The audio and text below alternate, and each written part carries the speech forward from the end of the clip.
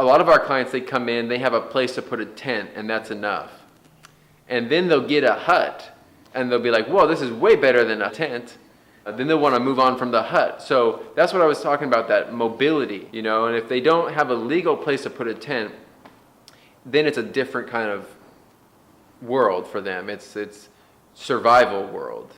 We think of ourselves as an organization that supports other organizations who are trying to help the homeless. And we do that by creating legal places for people to be, so those people are more accessible for the social services that are available.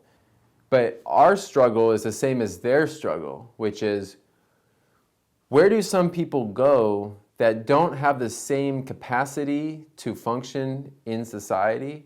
Where do those people go? Where do they fit in society when there's not the opportunities for them?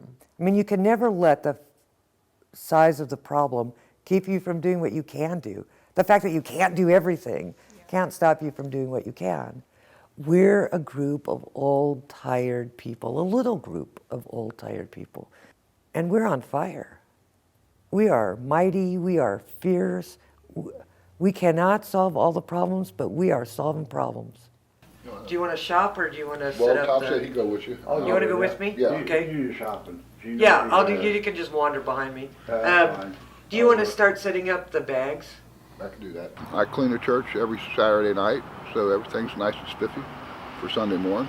I'm happier now than I ever been, because I get a chance to give back. I don't have to do anything. You know, I do it because I want to. I'm finally starting to enjoy my life. I'm happy now. I mean, I was staying in the woods till a treetop fell on my tent, so I'm humble, I'm happy. Part of the reason that we moved downtown, one of the reasons was we needed a bigger space. That was the basic reason.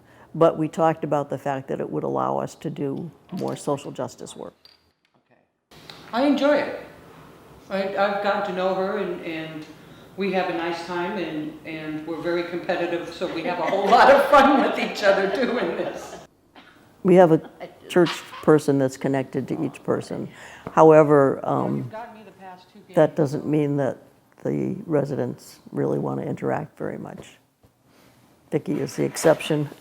I've been on the other side of the totem pole, hon. Let me tell you, it ain't no fun. My gratitude and my love for the women in the church and stuff, I would never forget it. Yeah, let me put the key back. Each time we do something else to support the people in our parking lot, there'll be somebody that'll say, are you gonna make these people too comfortable? And they'll never want to move? And I said, have you been inside the hut? I have a tarp up there because the rain has a tendency to go woof right inside that door. I think that if you're living in the church parking lot, that it is not too easy.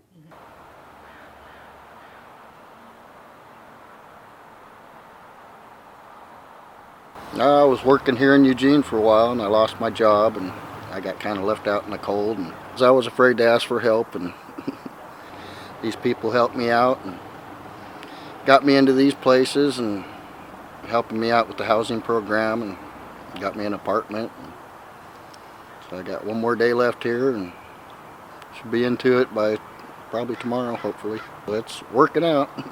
I know people worry about, well, I don't want those homeless people in my neighborhood. And I guess I want to say, well, you already have homeless people in your neighborhood. How about having homeless people in your neighborhood that are now your neighbors, so they have an investment in the community already? And, you know, then if somebody strange parks in the parking lot, we know about it. A lot of the neighbors don't realize that you're here at all. And I'd love our neighbors to know that you're a gift to our neighborhood, because you are.